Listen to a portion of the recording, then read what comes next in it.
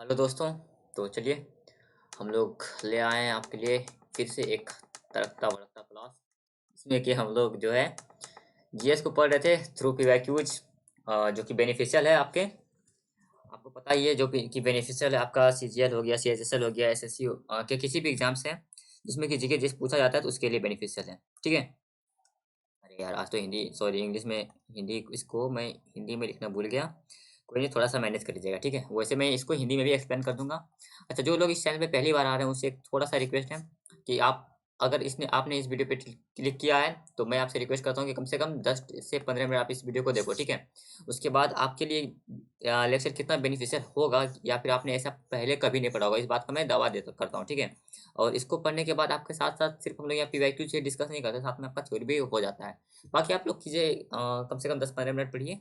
पूरा 10-15 मिनट तक वीडियो देखिए, उसके बाद आपको आइडिया लग जाएगा। और जो लोग इस चैनल को फॉलो करते हैं उनसे रिक्वेस्ट है कि अगर आपने सब्सक्राइब नहीं किया है तो सब्सक्राइब कर लीजिए और वीडियो को स्टार्ट लाइक करके रख लीजिए। और चलिए स्टार्ट करते हैं।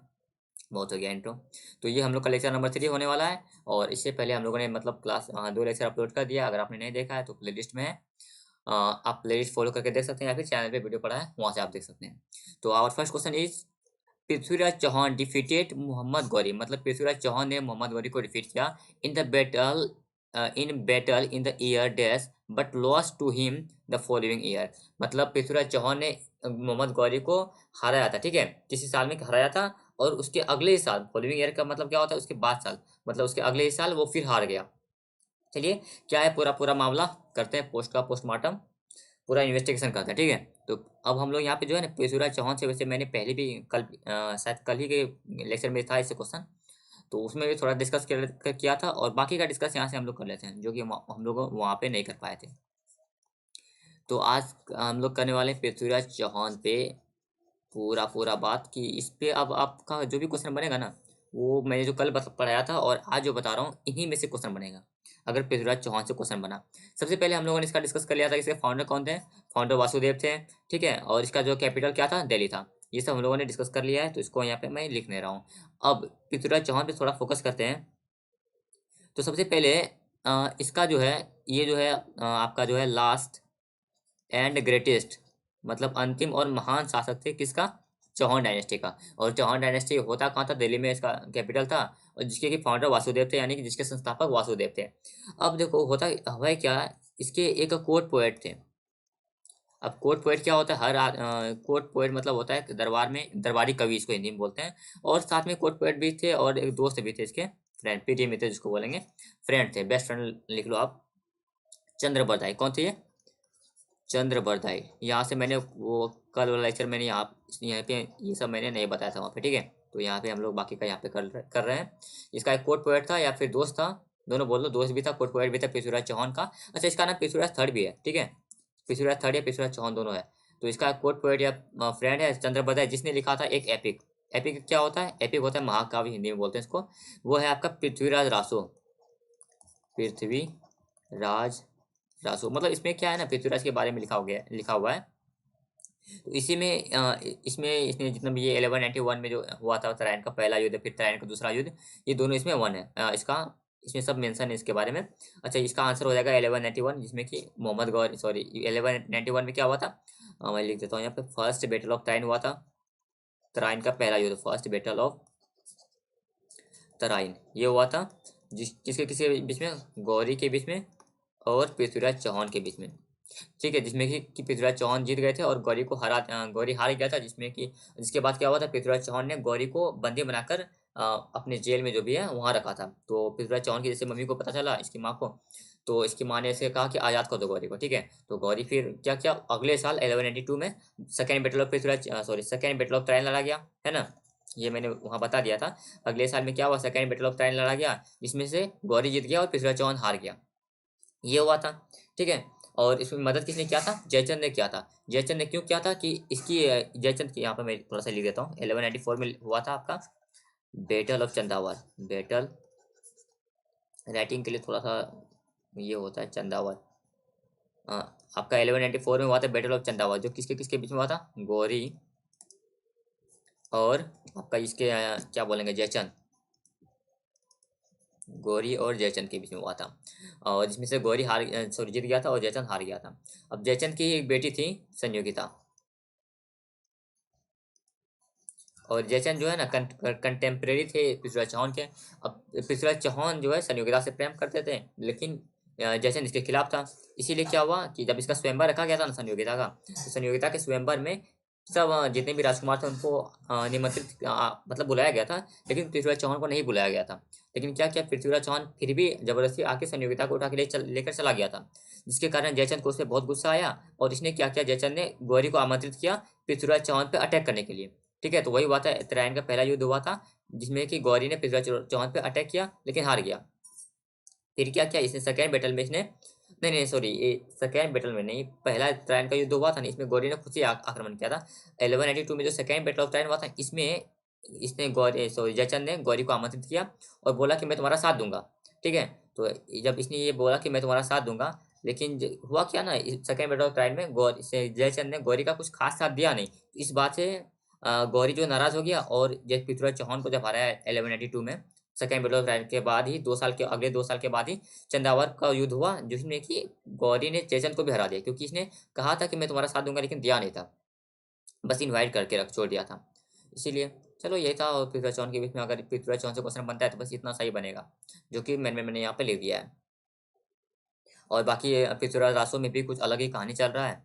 वो वैसे वो ऐसे सबको इतिहासकार जो है ना उसको वैल्यू नहीं करता है। अगर आपको जानना है कि पृथ्वीराज रासो में क्या क्या है, इसमें सब उल्टा उल्टा लिखा गया है। ये 1192 में ऐसा हुआ ही नहीं था, ये सब कुछ लिखा गया है। आपको अगर जानना है तो आप यूट्यूब पे सर्च कर सकते हैं पृथ्वीराज रासो के बारे में, आपको पता चल जाएगा। वो मैं यहाँ पे नहीं बता रहा हूँ, क्योंकि वो आपके लिए एग्जाम ओरिएंटेड नहीं है। तो और हम लोग यहाँ पे क्या करते हैं, बस एग्जाम ओरिएंटेड ही चीज़ करते हैं। ठीक है, अच्छा अच्छा, यहाँ पे मैं एक चीज़ बताना भूल गया। अजमेर, अजमेर के जो हैं ये अजमेर के जो फाउंडर हैं वो है अजय राज। ठीक है, और अजय राज जो है ना ये चौहान डायनेस्टी के थे, इसको मैं बताना भूल गया था। चलिए अगला क्वेश्चन क्या है, अगला क्वेश्चन है the dash dynasty which rule, कौन सा वंश जो है रूल किया था नॉर्थ इंडिया में फ्रॉम 1206 से 1290, यानी कि 1206 से 1290 में नॉर्थ इंडिया में, उत्तर भारत में किस डायनेस्टी ने रूल किया था। तो आपको भी पता है ये कौन सा डायनेस्टी था, सिलर डायनेस्टी था। यहीं से हम लोग का आंसर हो जाता है। Was established by Qutubuddin Aibak. यहाँ से हमको पता क्या चल गया कि स्लेव डायनेस्टी किसने एस्टेब्लिश किया था, किसने बना स्लेव डायनेस्टी का यानी गुलाम वंश का क्या बोलेंगे स्थापना किसने कराया था, तो कुतुबुद्दीन ऐबक ने किया था। ठीक है, संस्थापक कौन थे, कुतुबुद्दीन ऐबक थे। चलिए अब यहाँ से होता क्या ना, स्लेव डायनेस्टी से दिल्ली सल्तनत स्टार्ट होता है, तो हम लोग यहाँ पे दिल्ली सल्तनत हेडिंग बना के दिल्ली सल्तनत को पढ़ते हैं। ठीक है, दिल्ली सल्तनत। अब दिल्ली सल्तनत का जो टाइम पीरियड है ना वो है आपका 1206 से 1526, यानी कि 1206 से 1526 तक। अब इसमें कुल टोटल 5 डायनेस्टीज थे, 1 2 3 4 5, इसमें कुल 5 डायनेस्टी ने, 5 वंश ने शासन किया है। पहला तो गुलाम वंश, मतलब आपका स्लेव डायनेस्टी, गुलाम वंश। ठीक है, जिसका टाइम पीरियड क्या है, जिसका टाइम पीरियड है आपका 1206 से 1290, जो कि यहाँ भी मेंशन है। ठीक है, अब अगला देखो, अगला वंश था खिलजी वंश। खिलजी वंश से आपको कुछ याद नहीं आ रहा है तो अलाउद्दीन खिलजी तो याद आ ही रहा होगा। खिलजी वंश जिसका कि टाइम पीरियड क्या था, 1290 से 1320, ये इसका टाइम पीरियड था। ठीक है, अब उसके बाद था एक आपका तुगलक वंश।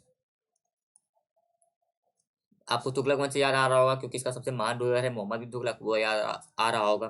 तो तुगलक वंश का टाइम पीरियड है 1320 से 1414, ये टाइम पीरियड पूछा जाता है। हाँ, यहाँ तक कि सीजीएल में पूछा जाता है, तो इसको थोड़ा सा सीरियसली क्या बोल रहा हूँ मैं, सीरियसली ही लेना है। चलिए उसके बाद था सैयद वंश, सैयद डायनेस्टी। सैयद डायनेस्टी का जो टाइम पीरियड है ना वो 1414 से 1414 से लेकर आपका 1451 तक था, जो कि सबसे कम यही डायनेस्टी रूल किया सैयद डायनेस्टी। इसके बाद आपका आया था लोधी वंश, यानी कि लोधी डायनेस्टी, जिसका टाइम पीरियड क्या है, जिसका टाइम पीरियड है 1451 से, यानी 1451 से 1526 तक है। ठीक है, तो ये पूरा पूरा दिल्ली सल्तनत का बारे में था। अब देखो यहाँ गुलाम, हम लोग यहाँ पे एग्जाम सॉरी क्वेश्चन जो है ना गुलाम वंश के बारे में पूछ रहा है, तो हम लोग अब स्लेव डायनेस्टी को पढ़ लेते हैं। स्लेव डायनेस्टी, चलिए ठीक है। अब इसका जो टाइम पीरियड है आपको पता है कि 1206 से 1290 है। अब इसके बारे में और क्या पता है आपको, इसके फाउंडर कौन है, इसके फाउंडर है कुतुबुद्दीन ऐबक। कुतुबुद्दीन कुतुबुद्दीन ऐबक है, ठीक है। ये तो पता चल गया आपको। और अब क्या, अच्छा इसमें जो है ना स्लेव डायनेस्टी को और क्या बोलते हैं, और एक बोलते हैं मामलुक वंश, मामलुक मामलुक या इलवारी वंश भी कहा जाता है। अब मामलुक क्या होता है, मामलुक का मतलब होता है ना कि जो है एक इंडिपेंडेंट पेरेंट से पैदा हुआ एक गुलाम, मतलब इंडिपेंड क्या बोलूंगा, स्वतंत्र माता पिता से पैदा हुआ एक गुलाम। मतलब कुछ नहीं भाई, उसका मम्मी मम्मी पापा गुलाम नहीं था, लेकिन बेटा गुलाम बन गया, ये होता है मामलुक का मतलब, ठीक है। तो ये था स्लेव डायनेस्टी। अब स्लेव डायनेस्टी में हम लोग क्या क्या देख सकते हैं, इससे कुतुबुद्दीन ऐबक के बारे में, क्योंकि हम लोग का क्वेश्चन यहाँ कुतुबुद्दीन ऐबक से है, तो हम लोग कुतुबुद्दीन ऐबक को देख लेते हैं, इससे क्या क्या क्वेश्चन पूछा जाता है। सबसे पहले इसको कौन कौन सा टाइटल मिला था कुतुबुद्दीन ऐबक को, ये हम लोग देख लेते हैं। एक सेकंड, यहाँ पे मैं चले लेता हूँ टाइटल, इसको कौन कौन सा टाइटल मिला था। सबसे पहले इसको इसको एक टाइटल दिया गया था लाख बख्श, लाख बख्श, क्योंकि ये इसने लाखों लुटाया था, ठीक है, इसलिए इसको लाख बख्श कहा जाता है। आवाम के पीछे, यानी कि क्या बोलूंगा, जो प्रजा है, प्रजा के पीछे, आवाम के पीछे इसने लाखों लुटाया था, इसलिए इसे लाख बख्श कहा जाता है। इसको पील बख्श भी कहा जाता है, क्योंकि इसने हाथी का दान किया था, ठीक है, इसलिए इसको पील बख्श कहा जाता है, हाथी का दान करने वाले को। अरे बख्श, BAKSH होना चाहिए था यहाँ पे, पील बख्श। और क्या, इसको कुरान खां भी कहा जाता है, क्या कहा जाता है, कुरान कुरान खां। कुरान खां क्यों कहा जाता है, क्योंकि इसको पूरा पूरा कुरान याद था, इसलिए इसको कुरान खां भी कहा जाता है, ठीक है। इसका टॉम्ब कहाँ पे है, इसका टॉम्ब है आपका कहाँ पे है, लाहौर में है,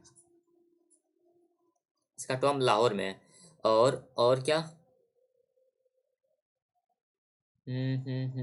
हाँ, 1211 में, 1211, क्या बोलूँगा इसका, 1211 में एक बैटल लड़ाया गया था, बैटल ऑफ जूड, क्या, बैटल ऑफ जूड, मतलब जूड का युद्ध, ठीक है। किसके किसके बीच में ये लड़ा गया था, इल्तुतमिश। अब ये इल्तुतमिश कौन, नया कैरेक्टर है, इल्तुतमिश जो है ना, ये कुतुबुद्दीन ऐबक का दामाद था, और स्लेव भी था, यानी कि गुलाम भी था, ठीक है। और इसका ही कुतुबुद्दीन ऐबक के ही बेटे आराम शाह के बीच। अब यहाँ पे क्या हुआ ना, इल्तुतमिश के पास, इल्तुतमिश ये जीत गया, क्यों जीत गया, क्योंकि इसको जनता का सपोर्ट, मतलब आम लोगों का सपोर्ट था, क्यों, इसका कहना था ना कि ये स्लेव डायनेस्टी है, इसमें जो है, इसमें राजा जो है ना स्लेव ही बनेगा, क्योंकि ये स्लेव डायनेस्टी है, तो इसलिए इसमें थोड़ा सा इसको सपोर्ट मिल गया और ये जीत गया, ठीक है। और चलिए, अब यहाँ पे कुतुब से हम लोग एक चीज़ ध्यान आ रहा है ना, कुतुब मीनार, इसके बारे में सब कुछ पढ़ लेते हैं, क्या क्या जो भी क्वेश्चन पूछा जाएगा, ये सब हम लोग कुतुब मीनार के बारे में पढ़ लेते हैं। सबसे पहले तो कुतुब मीनार जो है ना, ये आपका कुतुबुद्दीन ऐबक के नाम से नहीं बना है, ये बना है आपका ख्वाजा ख्वाजा कुतुबुद्दीन बख्तियार काकी के द्वारा, के नाम पे, ख्वाजा कुतुबुद्दीन ख्वाजा कुतुबुद्दीन बख्तियार, कितना हिंदी में लिखना थोड़ा सा मुश्किल हो जाता है, बख्तियार काकी, इनके नाम पे बना है, ठीक है। तो आपको ध्यान रखने, ये याद नहीं रखना, मतलब ध्यान रखना है। अब बहुत लोगों को ऐसा लगता है ना कुतुब मीनार कुतुबुद्दीन ऐबक, ऐसे वैसा नहीं है, ये बना है ख्वाजा कुतुबुद्दीन बख्तियार काकी के द्वारा, के नाम पे, या फिर के बोलोगे के याद में, ठीक है। अच्छा, इसका निर्माण करवाया था आपका कुतुबुद्दीन ऐबक ने, ठीक है। और इसका निर्माण कंप्लीट, निर्माण से मतलब नींव रखा था, और मैं यहाँ निर्माण से अच्छा से नींव ही रख देता हूँ, लिख देता हूँ, ठीक रहेगा, आपको याद रहने में ठीक लगेगा। इसका जो नींव नींव रखा था आपका, मतलब इसको बनाना स्टार्ट किया था कुतुबुद्दीन ऐबक ने, और इसको कंप्लीट करवाया, ठीक है। निर्माण निर्माण पूरा किसने करवाया, ये करवाया इल्तुतमिश ने, इल्तुतमिश, ठीक है।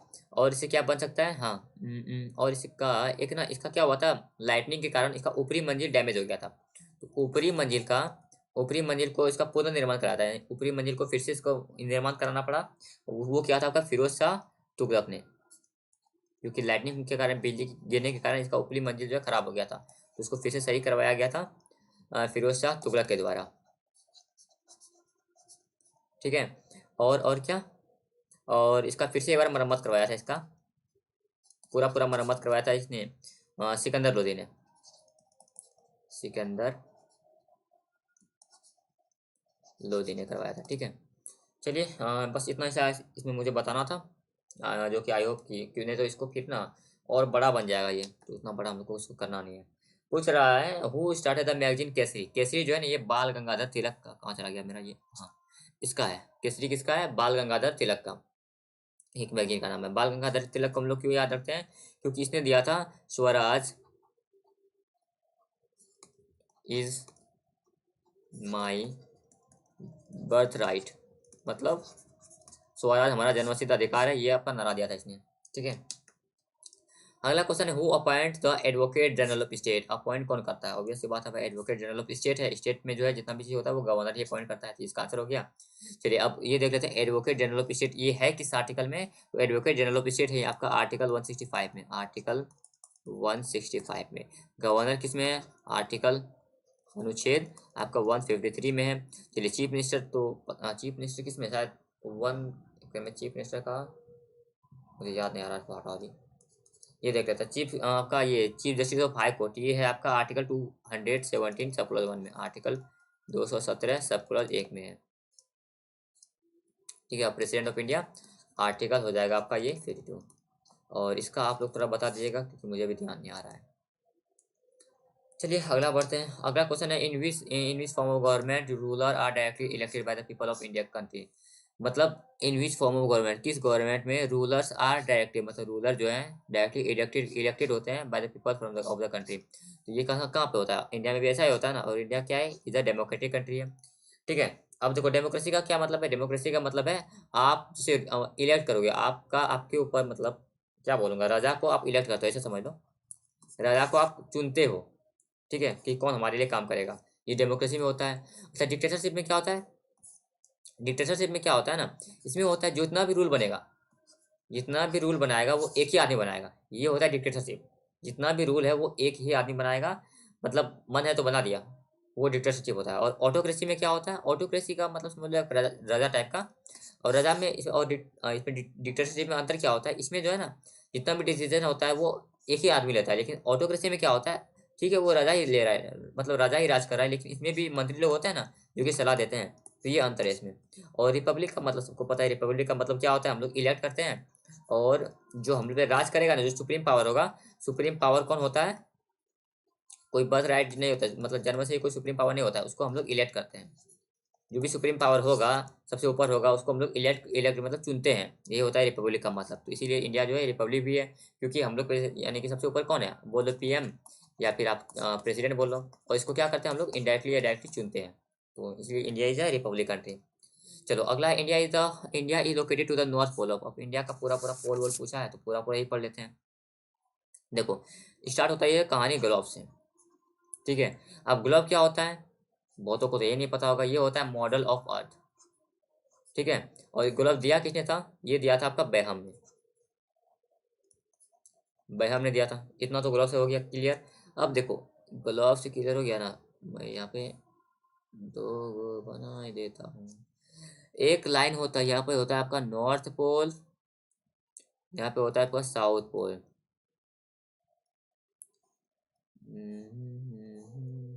इस तरह का होता है। ठीक है, इसको क्या बोलते हैं, ये होता है लेटीट्यूड, लेटीट्यूड यानी हॉरिजॉन्टल लाइन को क्या बोलते हैं, लेटीट्यूड बोलते हैं, जैसे हिंदी में क्या बोलेंगे इसको, अक्षांश।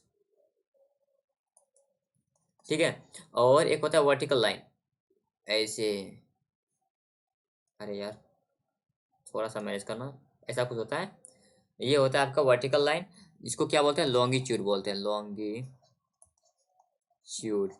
मतलब देशांतर। ठीक है, अब होता क्या है, ये टोटल कितना इसमें टोटल कितने लाइन है, टोटल इसका 171 लाइन। ठीक है, ऊपर में क्या नदर्न हेमिस्फीयर है, और नीचे में है तुम्हारा सदर्न हेमिस्फीयर, और यहाँ पे आपका ये होता है ईस्ट, ये होता है ईस्ट, सॉरी ये होता है वेस्ट, ये होता है ईस्ट। ठीक है, तो यहाँ पे ओवरऑल कितना होता है, इसमें आपका ओवरऑल मतलब 360 डिग्री होता है इसमें। ठीक है, जिसमें से कुछ ईस्टर्न हेमिस्फीयर होते हैं और कुछ होते हैं आपका वेस्टर्न हेमिस्फीयर, जो कि 0+180 के को रूल को फॉलो करता है। बाकी चलिए यहाँ से वो क्वेश्चन तो है नहीं, क्वेश्चन पूछा था कि इंडिया कप कैसे लोकेटेड है, तो हम लोग यहाँ पे ग्लोब बना लेते हैं, ये आपका नॉर्थ है, ये आपका साउथ है, ये आपका वेस्ट है, ये आपका ईस्ट है। ठीक है, और इंडिया ऐसे ऐसे है, ऐसे ऐसे है, इंडिया यहाँ पे है ना, तो ये क्या हुआ, ये हुआ आपका लेटीट्यूड। अगर देखेंगे तो लेटीट्यूड में आपका इधर नॉर्थ में लेटीट्यूड में है। लेटीट्यूड अगर को हम लोग देखें लेटीट्यूड तो कहाँ पे है, नॉर्थ में है। और अगर हम लोग लॉन्गिट्यूड देखें तो ये तो आपका साउथ में नहीं, सॉरी, लॉन्गिट्यूड के हिसाब से आपका ईस्ट में है। तो इंडिया कहाँ पे पड़ता है, ईस्ट और नॉर्थ में पड़ता है। हालांकि यहाँ पे इंडिया लोकेटेड तो नॉर्थ ऑफ, अच्छा यहाँ पे दूसरा क्वेश्चन पूछा था मैंने, यहाँ पे दूसरा बता दिया, चलो कोई बात नहीं। इंडिया ही located to the north of, किसके नॉर्थ में है, तो नॉर्थ, यहाँ देखो इस लाइन को क्या बोलते हैं पता है, इस लाइन को बोलते हैं इक्वेटर। जो है बीच वाला लाइन ना जिसमें 0 डिग्री पे जो है, ये है आपका इक्वेटर। इक्वेटर से ऊपर है, मतलब इक्वेटर की अगर देखा जाए तो इक्वेटर की किस में है, नॉर्थ में है। तो यहाँ पे आपका हो जाएगा नॉर्थ ऑफ इक्वेटर। इस चीज का आंसर करना था। चलिए अगला है the ancient name of the river. तो रिवर का एंशिएंट नेम पूछा है, तुंगभद्रा का एंशिएंट नेम क्या है, तुंगभद्रा का जो एंशिएंट नेम है वो है आपका पंपा। ठीक है, और सिंधु का तो इंडस है, जो पुराना नाम बोलो बोलो नया नाम बोलो सब यही है इसका। ठीक है, और कुबा का क्या है, कुबा का आपका हो जाएगा क्या है, काबुल। कुबा को क्या बोलते हैं, काबुल बोलते हैं। और वितस्ता, वितस्ता जो है ना ये है आपका झेलम का नाम,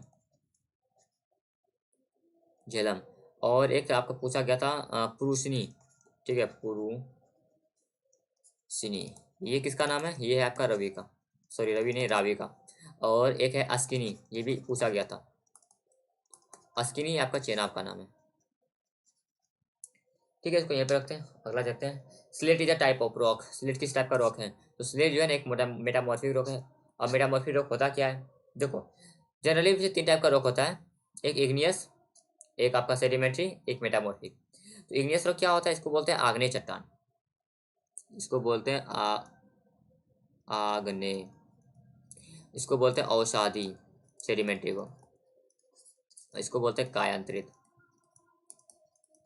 तो ये होता क्या ना, सबसे पहले आपका आग्नेय चट्टान बताया, यानी लावा जब निकलता है, लावा के निकलने से जो जमता है ना, जिससे वोल्केनिक और आग्नेय इग्नियस जो है ना ये लगभग सेम ही होते हैं। तो जैसे लावा निकला जमीन से, लावा निकला अंदर से, तो जब बाहर में आके रॉक बनेगा ना उसको आग्नेय चट्टान बोलेंगे। अब धीरे धीरे वो रॉक सब टूटेगा, वो रॉक टूटेगा, जैसे मिट्टी मिट्टी से बनता है ना, तो उसको सेडिमेंट्री रॉक बोलते हैं। यानी कि कोई भी डिपॉजिट है एक जगह से उड़ा के दूसरी जगह जमा करवा रहा है, जमा होते होते वहां पे एक पहाड़ टाइप का बन गया, तो उसको औषधि बोलते हैं, सेडिमेंट्री रॉक बोलते हैं। और उसमें भी क्या होता है, बहुत ज़्यादा जब प्रेशर हाई पड़ जाता है तो वो मेटामॉर्फिक हो जाता है। खैर चलिए, वो हम लोग से कभी नहीं पूछेगा इसका ये किसको बोलते हैं, चलिए हम लोग से पूछता है एग्जाम्पल, तो हम लोग एग्जाम्पल पे ध्यान देते हैं। ठीक है, तो मेटामॉर्फिक का एग्जाम्पल क्या होगा, इसको हम लोग मैं बता रहा हूँ। एक होता है आपका फिलाइट, फिलाइट होगा। दूसरा आपका सिस्ट हो जाएगा, जो मेन मेन है वही मैं लिख रहा हूँ। फिर नीस हो जाएगा, अच्छा यहाँ पे जीनिस नहीं पड़ेगा, ये नीस होता है। ठीक है, एक होगा क्वार्जाइट,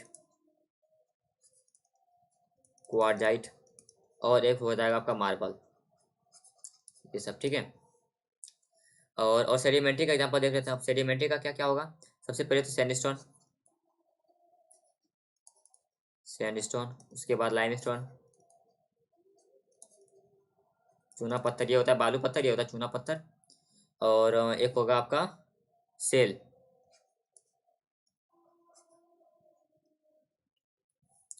चलिए, और इग्नियस का देख लेते हैं अब इग्नियस का एक होगा आपका डायोराइट, डायोराइट हो गया। और उसके बाद ग्रेनाइट, लाल मिट्टी में ग्रेनाइट ही पाया जाता है इसलिए वो लाल होता है, ये भी ध्यान रखिएगा। एक होता है पेग्मेटाइट। ठीक है, अब यहाँ पे वोल्केनिक का कोई देख लेते हैं एग्जांपल, वोल्केनिक और वोल्केनिक और इग्नियस जो है ना लगभग सेम ही होता है। तो जैसे आपका अगर मान लो एंडेसाइट पूछ लिया, ठीक है, एंडेसाइट, और एंडेसाइट में अगर आपका वोल्केनिक एग्जांपल नहीं है वहाँ पे, मतलब ऑप्शन में नहीं है, तो आप उसको इग्नियस में टिक कर सकते हैं। ठीक है, तो एंडेसाइट, और उसी तरह आप डायोराइट को अगर पूछ ले जिसमें इग्नियस अगर ऑप्शन में नहीं है तो वोल्केनिक वहाँ पे टिक कर सकते हैं, क्योंकि ये दोनों लगभग सेम ही होते हैं। एंडेसाइट हो गया, बेसाल्ट, उसके बाद आपका ऑब्सिडियन। अच्छा, जिसने भी यहाँ पे माइनक्राफ्ट खेला है ना, मैंने तो बहुत खेला है इसलिए मुझे ऑब्सिडियन याद है। ठीक है, और आपका हो गया प्यूमिका, ये सब कुछ मेजर एग्जाम्पल्स है। आपको अगर पूछा जाएगा तो इसी में से कुछ पूछा जाएगा। चलिए चलिए, ठीक है, अगला क्वेश्चन देखते हैं। अगला है depreciation is an annual allowance for the wear और टीयर ऑफ, देखो depreciation is an annual allowance for the wear tear of, ये होगा इसका आंसर कैपिटल गुड्स। अब कैपिटल गुड्स होता क्या है मैं बता देता हूँ। कैपिटल गुड होता है जो भी प्रोडक्ट हम लोग बनाते हैं ना, मान लो हमको कुछ, किसका मशीन है मेरे पास, मेरे पास तो किसी का बचनिया नहीं है। चलो देख लेते हैं। मान लो मेरा आटा का फैक्ट्री है, ठीक है, मैं आटा बनाता हूँ, तो उसके लिए एक मिल होता है ना, तो जो वो मिल है ना, वो मेरा कैपिटल गुड आता है, कैपिटल गुड में आएगा। या फिर मान लो अगर आप चप्पल बनाते हो, चप्पल में स्लीपर, चप्पल बनाते हो, तो चप्पल कट करने के लिए कोई मशीन तो होगा ना, जो भी वो मशीन है वो सब आपका कैपिटल गुड में आता है। कैपिटल गुड में मतलब उसको लाते हैं ना जिससे कि आपका जो प्रोडक्ट आप बनाते हो वो बने, वो कैपिटल गुड में आता है। मान लो किसी का तेल का अगर बिजनेस है, तो तेल निकालने के लिए जो मशीन है, वो मशीन आपका कैपिटल गुड में आ जाएगा। ठीक है, तो ये सब कैपिटल गुड का एग्जांपल होता है। चलिए अगला देखते हैं, which of the following is relation is to. अब यहाँ पे ये पूछ लिया है। चलिए यहाँ पे हम लोग कुछ कुछ बता देता हूँ आपको। सबसे पहले इसको पूरा डी पे पढ़ लेते हैं, क्योंकि इससे अगर क्वेश्चन बनता है और बनता ही है जो भी, और वो उससे हम लोग को छूटे ना। तो देखो जीडीपी क्या होता है, ग्रॉस डोमेस्टिक प्रोडक्ट। अब यहाँ पे हिंदी के लिए कोई नहीं रोएगा, क्योंकि आप लोग एसएससी की तैयारी करो, ठीक है, उसमें इंग्लिश भी आता है। तो अब मैं ये का हिंदी अगर बताने जाऊँगा तो फिर बहुत टाइम लग जाएगा, और टाइम क्या, मुझे उतना खास हिंदी याद भी नहीं इसका, ठीक है। तो ग्रॉस डोमेस्टिक प्रोडक्ट जीडीपी का फुल फॉर्म होता है, इसका शायद हिंदी से होता है सकल घरेलू उत्पाद। तो इंग्लिश में याद रखो ना, याद करना भी थोड़ा इजी पड़ जाएगा आपको। एक होता है आपका एनडीपी, ठीक है। अब एनडीपी क्या होता है, ये होता है net domestic product, net net domestic product. उसके बाद आपका होता है एक जीएनपी, ये फुल फॉर्म भी आता है इसलिए मैं लिख रहा हूँ आपको, ठीक है। जीएनपी का होता है gross national product,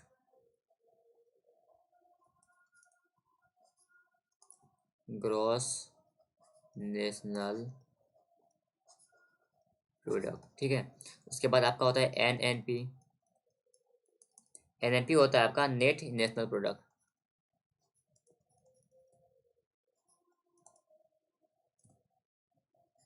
net national product. उसके बाद आपका होता है एफसी, जिसका मतलब फैक्टर कॉस्ट होता है। अब देखो ये एफसी अगर ये सब भी आपको समझ में नहीं आ रहा ना, तो वो मैं किसी और में बता दूंगा लेक्चर में, क्योंकि यहाँ पे भी वो बड़ा हो जाएगा। और एमपी जिसका मतलब होता है मार्क प्राइस, या फिर मार्केट मार्केट प्राइस लिख देता हूँ यहाँ, ये होता है, ठीक है। अब यहाँ से ये तो एक तो फुल फॉर्म पे आपसे पूछा जाएगा। अब मैं जो आपको बता रहा हूँ ना, वो आपको ध्यान रखना है, ठीक है। सबसे पहले तो आपको ध्यान रखना है, अगर जो है ग्रॉस में अगर डेप्रिसिएशन हटाते हैं, ये डी मतलब डेप्रिसिएशन, सॉरी डीपी जो मतलब है इसका मतलब डेप्रिसिएशन है। तो ग्रॉस में अगर डेप्रिसिएशन हटाते हैं ना, तो यहाँ पे जो एन होता है ये नेट प्रॉफिट होता है, ठीक है। ये फॉर्मूला है जो कि आगे काम आएगा आपको, मैं वो बता दूंगा उसे, उसके मतलब वहाँ पे जाऊँगा, ठीक है। तो ग्रॉस में अगर हम लोग डेप्रिसिएशन हटाते हैं तो नेट प्राप्त होता है। और उसी तरह से अगर हम लोग आपका डोमेस्टिक में यानी डी में अगर हम लोग NFIA यानी net factor income from abroad, आप लोग नीचे में लिख लीजिएगा। NFIA का मतलब होता है net factor income from abroad. ये अगर हम लोग हटाते हैं, माइनस करते हैं, तो हम लोग को प्राप्त होता है नेट, ये एन से मतलब है नेशनल, ठीक है, नेशनल प्राप्त होता है, नेशनल। और उसी तरह अगर फैक्टर कॉस्ट में अगर हम लोग नेट इनडायरेक्ट टैक्स जो जोड़ दें, नेट इनडायरेक्ट टैक्स जोड़ दें, तो हम लोग को प्राप्त होता है मार्केट प्राइस, ठीक है। अब फैक्टर कॉस्ट मतलब क्या होता है, देखो मैं बता ही देता हूँ, इससे आपको समझने में आसानी हो जाएगा। मान लो कोई प्रोडक्ट बना ना, तो अब जैसे कोई प्रोडक्ट बना है, तो उस इन फैक्ट्री में ही उस कितना लगा प्रोडक्ट बनने में। मान लो कोई कुरकुरे है, ठीक है। अब कुरकुरे हम लोग 10 रुपये में खरीदते हैं, ऐसा थोड़ी को 10 रुपये में बनने में, उसको तैयार होने में 10 रुपये लगता है, उसको तैयार होने में 4 रुपये लगेगा, ठीक है। अब 4 रुपया लगा ना, तो ये होगा फैक्टर कॉस्ट। उसके बाद इसमें कुछ जीएसटी सरकार जोड़ेगी, उसके बाद कुछ मालिक भी अपने पास रखेगा, तो इस तरह से हम लोग को ये 10 रुपये मिलता है। तो जितना भी होता है, तो ये जो 4 रुपया है ना, जिसमें वो बन के आया, वो कैपिटल मतलब वो रेडी हुआ वो प्रोडक्ट, वो आपका होता है फैक्टर कॉस्ट। जब फैक्टर कॉस्ट में हम लोग नेट इनडायरेक्ट टैक्स जोड़ लेते हैं, तो हम लोग का मार्केट प्राइस आ जाता है, ठीक है। शायद और क्या। चलिए अब तो ये सब जितना भी फॉर्मूला है वो मैंने बता दिया। अब देखो मैं बताता हूँ आपको ये होता क्या है, GDP एंड NDP। अब GDP और NDP में अंतर क्या है, तो देखो DPDP तो सेम ही है, जी और एन है। अब जी और एन कैसे आता है, यहाँ देखो जी और एन कैसे आता है, डेप्रिसिएशन के अंतर से, ठीक है। तो इन दोनों के बीच में किसका अंतर हो गया, इन दोनों के बीच में हो गया अंतर डेप्रिसिएशन का, ठीक है। अब उसी तरह आपको मैं बता देता हूँ एक NDP और NNP, इन दोनों में क्या अंतर है, देखो यहाँ एन एन सही है, इधर पी पी सही है, लेकिन डी से क्या हो रहा है, एन पे जा रहा है। तो देखो डी से एन पे कैसे गया, net factor income from abroad को हटा के। तो यहाँ से यहाँ पे हम लोग कैसे जाएंगे, net factor income from abroad को हटा के, और उसी तरह से फिर आपका हो जाएगा नेट ये NNP, और यहाँ पे हो जाएगा FC। Hello hello. हाँ हाँ क्यों रे? बोल रहे थे कि एसी का कंफर्म बोल रहा था। हाँ हाँ हाँ हाँ बोलो। कितना लगेगा? हाँ एक सेकंड, अभी ना हम एक लेक्चर रिकॉर्ड कर रहे हैं, उसके बाद हम कॉल करते हैं। नहीं तो तुम देख लो ना वहाँ पे अरे तुम तो बोल रहे। अरे हम दूसरा ये रिकॉर्ड कर रहे हैं, थोड़ा देर बाद कॉल करते हैं तब। रुको रुको देख के बता रहे, ठीक है। अरे सर वीडियो खराब हो जाएगा मेरा बे, बाद में हम कॉल करते हैं। अरे वो लोग अभी लाइन पे। अच्छा ठीक है तब, नहीं समझ रहा है इसीलिए तुमको बोलेंगे। रुको तब हम ही बता रहे हैं भाई, 2 मिनट रुको। ठीक।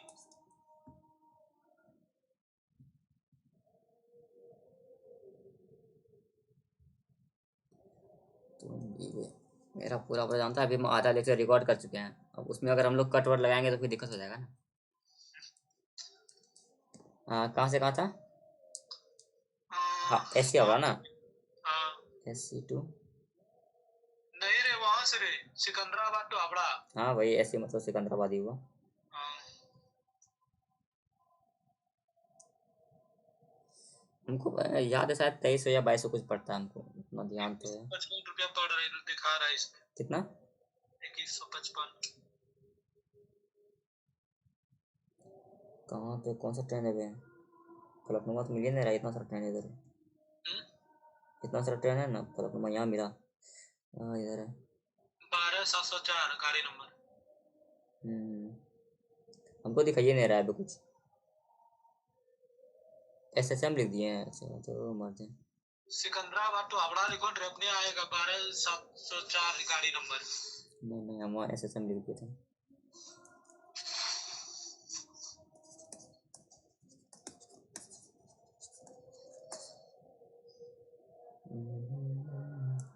इक्कीस पचपन है, ठीक है। कितना आ रहा है? 2155 ही आ रहा है। लगेगा कितना रे?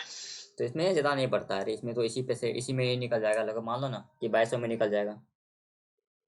अरे कल का नहीं रे, तो 16 का रे। अबे तो हम भी तो वही बता रहे हैं, आज 14 है, कल 15 होगा, 15 कल का ही निकालेंगे ना, तब ना 16 का निकलेगा। 16 तारीख का निकलेगा। हाँ वही तो। हाँ। ठीक है तो 21% 22 हो गया ना, तो 22 से तुम कैलकुलेट कर लो, बाकी हम बाद में कॉल करते हैं तुमको। मंगाना कितना पड़ेगा? तो 22 दूनी 44, 44 कितना, 44 हो रहा है ना इधर, तो 44 और कितना लाइन से रहा, नहीं लाइन पे वो नहीं है। तो कितना है 800 मंगवा ले, 200 तो मैं रख तोरा दे दो, 600 में रख लो। एक्स्ट्रा 800? हाँ बे। दोनों नहीं, दोनों मिला कर। हाँ हाँ ठीक है। ठीक है।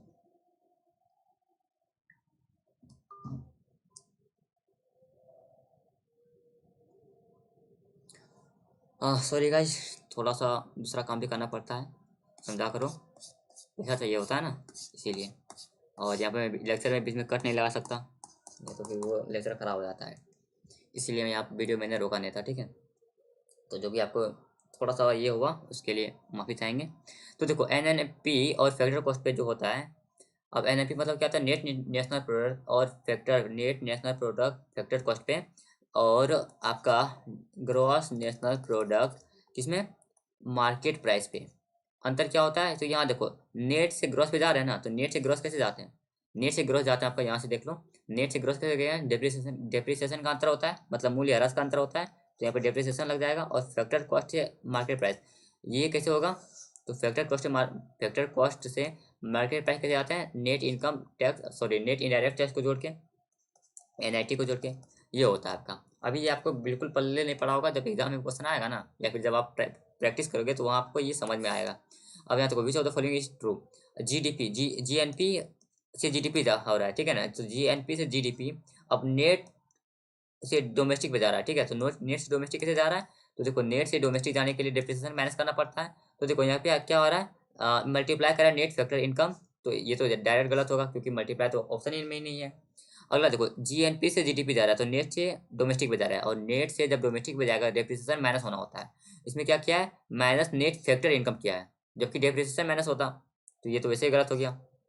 अगला देखो, जीएनपी से जीडीपी जा रहा है, जीएनपी से जीडीपी। अब देखो नेशनल से नेट से आपका डोमेस्टिक पे जा रहा है, नेट से जब डोमेस्टिक पे जाएगा तो यहाँ सॉरी नेशनल से डोमेस्टिक पे जाएगा तो क्या होगा, NFIA net factor income from abroad को हम लोग क्या करते हैं, माइनस करते हैं डोमेस्टिक में से। ठीक है, तो यहाँ पे अगर हम लोग ऐसा होता है, ये ट्रू इसलिए मैं बता देता हूँ, अगर ये थोड़ा ऐसा होता ना, जीडीपी ऐसे is equal to GNP minus NFIA होता। ठीक है, लेकिन यहाँ पे थोड़ा उल्टा लिखा गया, इसलिए यहाँ पे माइनस की जगह प्लस किया गया है। ठीक है, बाकी इतना सारा एल्गोरिथम तो आपको पता होगा भाई, सीरियल के लिए पढ़ रहे हो तो मैथ तो आता ही होगा, तो इसलिए इसका आंसर हो गया। ठीक है, चलिए अगला देखते हैं, what is the relative density of silver. Relative density of silver क्या होता है, 10.8। इसमें बताने लायक कुछ है ही नहीं, इसको रटा दो।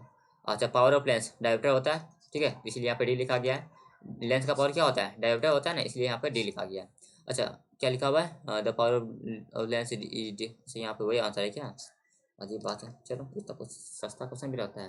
Which among the following not an insulator. Insulator क्या होता है, जो कि वैसे इंसुलेटर तो बहुत चीज़ का होता है, लेकिन यहाँ पे इंसुलेटर का मतलब है जो इलेक्ट्रिक का इंसुलेटर। इलेक्ट्रिक का इंसुलेटर मतलब क्या होता है, एक होता है चालक, एक होता है कुचालक। तो ये पूछ रहा है कौन सा कुचालक है, किसका, इलेक्ट्रिक का। जब कुछ नहीं दिया रखा है ना, तो इलेक्ट्रिक का ही समझ लो। तो इलेक्ट्रिसिटी का कुचालक कौन है, इलेक्ट्रिसिटी को क्या बोलते हैं हिंदी में, पता नहीं क्या बोलते हैं। इबोनाइट, ग्लास, ड्राई पेपर और मरकरी। तो मरकरी जो है ना, ये आपका इलेक्ट्रिक का इंसुलेटर होता है।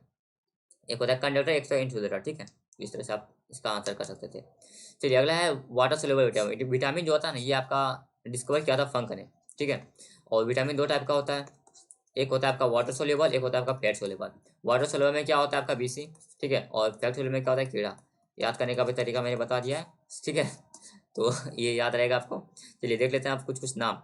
नाम क्या क्या, विटामिन ए का क्या नाम है, विटामिन ए का नाम है आपका रेटिनॉल। विटामिन ए का नाम है रेटिनॉल।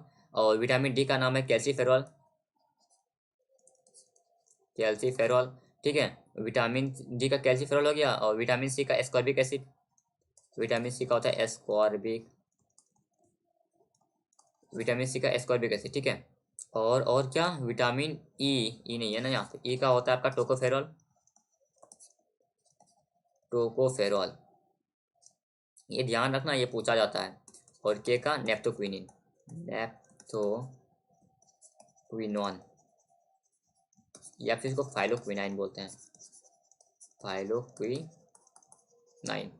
हो गया, चलिए यहाँ पे मैं सुनता चलो। ठीक है, अगला आते हैं वर्ल्ड वाटर डे कब मनाते हैं, ये मनाते हैं आपका 22 मार्च को। Caesar cup is associated with the sport. Caesar cup जो है ना, ये आपका फुटबॉल से एसोसिएटेड है। अगला है what is the name of the international organization that regulate basketball in the world. तो ये है आपका कौन, फीफा है ना, हाँ ठीक है, यही है। अगला है who is the author of the famous book Kamayani. Kamayani का ऑथर कौन है, ये आपका जयशंकर प्रसाद है। अब कुछ कुछ बुक देख लेते हैं। एक है आपका पंचतंत्र, इसके इसका बुक क्या बोलते हैं, रचयिता कौन है। एक है आपका अर्थशास्त्र, एक है आपका शाहनामा, एक है आपका डिस्कवरी ऑफ इंडिया। चलिए इन चारों को देख लेते हैं हम लोग। डिस्कवरी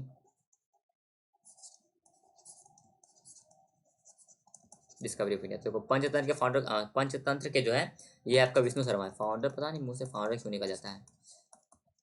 विष्णु शर्मा अर्थशास्त्र के कौटिल्य है, चाणक्य है, वही चाणक्य जिसके मदद से चंद्रगुप्त मौर्य ने मौर्यन डायनेस्टी को स्टेब्लिश किया था, कौटिल्य। ठीक है, और शाहनामा तो क्योंकि तो फिरदौसी है, फिरदौसी। और डिस्कवरी ऑफ इंडिया के हैं तो जवाहरलाल नेहरू। अगला देखते हैं, अगला the substance and shadow is autobiography of, ये है आपका दिलीप कुमार का। India signed Panchsheel treaty with which country. India ने पंचशील ट्रीटी किसके साथ मतलब किस देश के साथ किया है, तो ये आपका क्या है, चाइना के साथ। अच्छा, यहाँ पे आज के लिए थोड़ा सा मैं एक नोट डाल देता हूँ यहाँ पे। जैसे कि बीच में थोड़ा सा प्रॉब्लम आ गया था, जिसमें कि आपको पता है कि बीच में थोड़ा प्रॉब्लम आया था। वो इसलिए आता है क्योंकि मैं अगर इसको कट लगाऊंगा ना, इसको कट लगाने में दिक्कत क्या होता है कि आपको फिर वो मतलब पता चल जाएगा वो कट है, कट था, और प्लस में थोड़ा सा मेहनत उसमें ज़्यादा करना होता है। और मैं जो मेहनत है ना, वो कंटेंट पे करना चाहता हूँ। ठीक है, जिसके लिए आपको अच्छा सा कंटेंट मिले आपको। ठीक है ना, अगर आपको वहाँ पे पता था कि 5 मिनट में बात कर रहा हूँ, तो वो आप स्किप कर सकते हैं, लेकिन आप कंटेंट कहाँ से लाओगे। तो इसलिए मैं कंटेंट पे ज़्यादा फोकस करता हूँ एज़ कम्पेयर टू PPT बनाना, या PPT में अलग अलग कलर्स डालना। मेरा जो है ना कंटेंट पे ही काम करता है। और मेरा जो कंटेंट होता है वो डायरेक्ट एग्जाम ओरिएंटेड ही होता है, क्योंकि मैं पीवाईक्यूज को फॉलो करता हूँ। बाकी आपको अगर आपको थोड़ा सा भी शक है तो आप किसी भी टॉपर का इंटरव्यू देख लीजिएगा, वो भी आपको रेफर यही करेंगे कि पीवाईक्यू ही देख फॉलो करो। अब क्योंकि मैं भी इसी का तैयारी कर रहा हूँ, तो इससे होता क्या कि मुझे पता है कि पीवाईक्यूज का क्या वैल्यू होता है और आपको भी पता होगा। ठीक है, बाकी और कुछ नहीं था। और अगर उसमें जिसको भी खराब लगा होगा उस टाइम में मैंने कि वीडियो में करने लगाया है, उसके लिए सॉरी। बाकी आपको कमेंट करके बताइएगा क्लास कैसा लगा, और अगर अच्छा लगा है तो लाइक कर दो, और पहली बार आए हो तो सब्सक्राइब कर लेना। ठीक है, और अगर पहले से सब्सक्राइब करके रखे हो तो भाई दिल से बहुत बहुत थैंक यू। वीडियो को यहाँ पे इन करते हैं।